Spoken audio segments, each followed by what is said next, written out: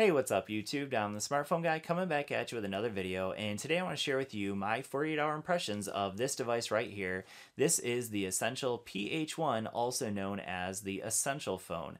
So this phone has been out for about 2 or 3 months, but at this point it could be one of the best deals in tech. And the reason for that is that it's had a significant price drop. At this point, it's available for $450. When it first came out, it was available for $700. So $250 price drop, and right now you can also get that modular camera with it. So it's a 360 camera for $50. So total combined between the camera and the phone, you're looking at $500.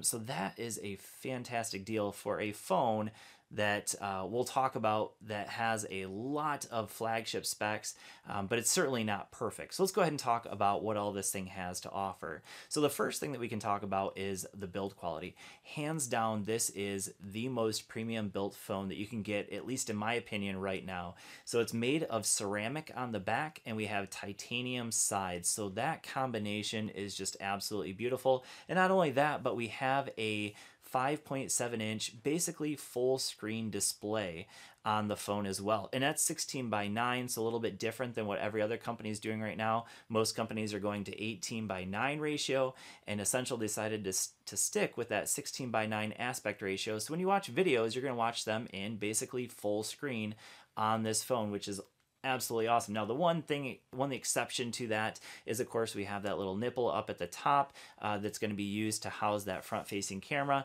And then we do have just a small chin at the bottom of the phone. But besides that, this phone, in terms of the build quality, could be, actually, I'm not even going to say it could be, it is the most premium built phone right now on the market. Let's talk about now the performance. So this is running the Snapdragon 835 processor with 4 gigs of RAM, so it has the fastest processor available on Android right now, but it only has 4 gigs of RAM, so that could be maybe just a slight negative. Maybe it could have had 6, maybe it could have had 8, but it only has 4, and so far that combination has been a winning combination. Now, if there's going to be a knock on the performance, I think it has more to do with the software than with the actual hardware that's built inside of the device. The reason I say that is because there are just a few software bugs still in the phone, even though they've had rollouts of software since the beginning when this came out.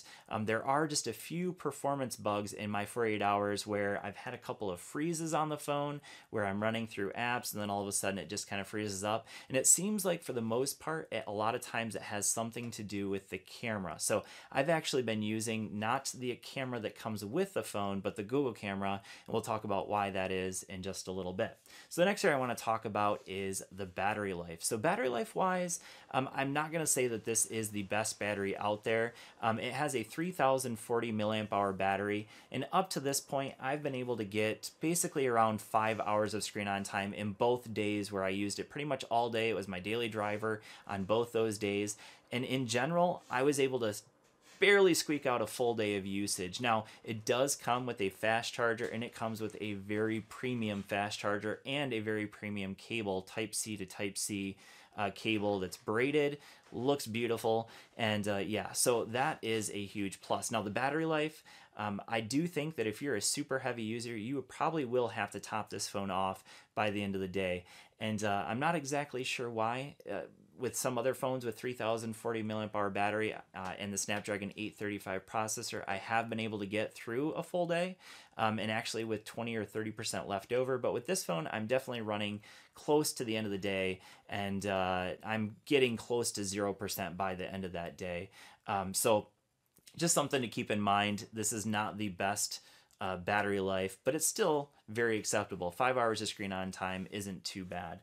So the next area to talk about is the cameras. So that is probably the most maligned area of this phone. It's been, the area that this phone has definitely taken the biggest hits so far. So in terms of the camera, I would say right away, do not use the stock camera that comes with this phone. The reason I say that is because the stock camera, not only does it have shutter lag, but there's a lot of there's just not a whole lot built into the camera. So I've been using the Google Camera with this phone since I had it basically. I'll leave a link down in the description if you're interested in trying that out. Because if you're getting this phone, I would say right now, don't use the stock camera, use the Google camera, because there's a lot more features built into the Google camera, and it seems to take much faster pictures and better pictures, believe it or not, when you're using the Google camera versus using the stock camera that's on this phone. So I'm gonna go ahead and show you some of the front-facing camera pictures that I've taken so far, and then also some of the rear-facing cameras as well, rear-facing shots as well. Video quality-wise, this thing does shoot in 4K in both the front and the rear cameras.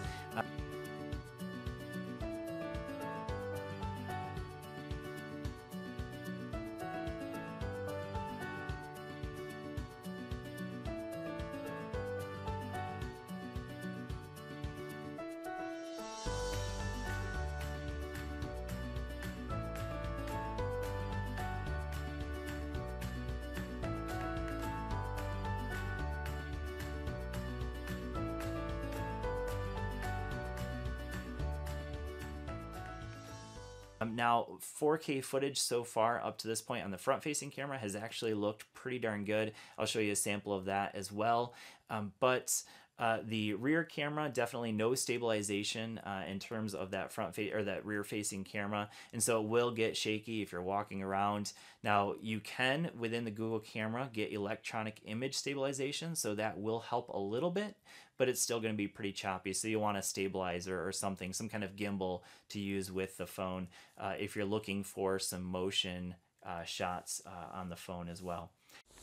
All right, so I'm out here in the woods testing out the front-facing camera of the Essential phone. Now, one thing that is a little bit unique about this phone is the fact that it does actually shoot in 4K. So we have 4K at 30 frames per second on the front-facing camera of the Essential phone. So let me know what you guys think. On my end, at least with my face, it picks it up really well.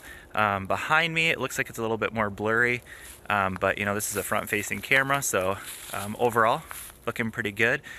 So let me know what you guys think in terms of the sound quality and things like that.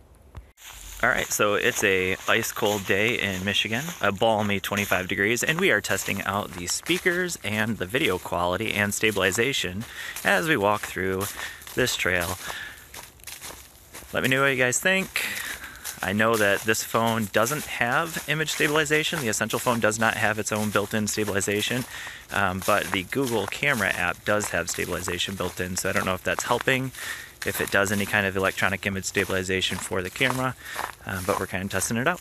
So in terms of software, this is running basically just stock software. It's gotten regular software updates, and I would argue that you're probably going to get the first dibs at Android Oreo outside of the Google Pixel phones. So if you're looking for both a very, I mean, bare bones stock Android, and this literally has bare bones stock Android, then this is the phone to get. Or, you know, if you want the Pixel, obviously the Pixel is the one that's going to have Android exactly as Google intended it, but this is coming just right behind that in terms of the stock software. Now, it does have some features built into it, so you can use the fingerprint sensor to slide down in terms of getting your notifications. But outside of that little feature, there's just flip to when you raise up the phone, it's going to answer phone calls, and that's about it. It's basically outside of that just 100% vanilla 7.1.1. And like I said, there have been, I think since I've gotten the phone, already 4 updates right away.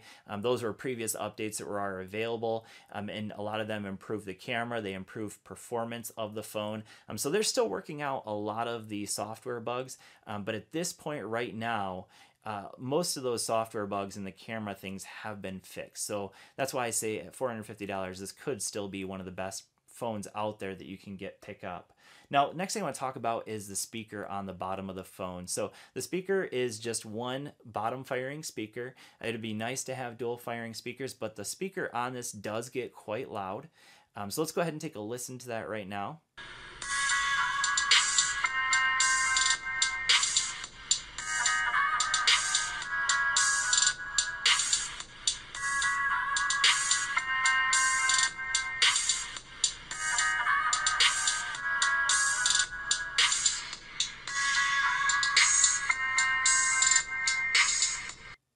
Okay, So the speaker quality wise, I would say it does get loud, but it's a bit on the tinny side. So it doesn't have a whole lot of bass, which is true of a lot of speakers out there on cell phones right now.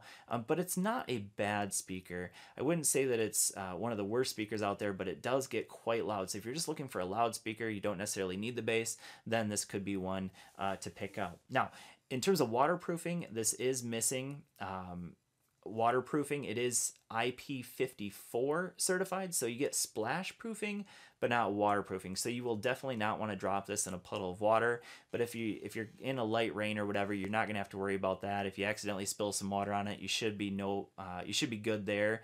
But you don't want to drop this in a puddle because it's not certified to get dropped in actual water puddles. The next area to talk about is the audio. So this is definitely missing the headphone jack. There is no headphone jack on this, but it does come with a DAC built into the Type-C dongle. So I haven't had a chance to listen to that up to this point. I've only been using it with Bluetooth, which is my primary way of listening to music. And so far, the audio quality through Bluetooth, of course, sounds good. It does have Bluetooth 5.0 built into it, so that's a huge plus as well. So overall, is this phone worth $450? Well, there are definitely some negatives. The camera is still not up to par, definitely, with the best flagship phones.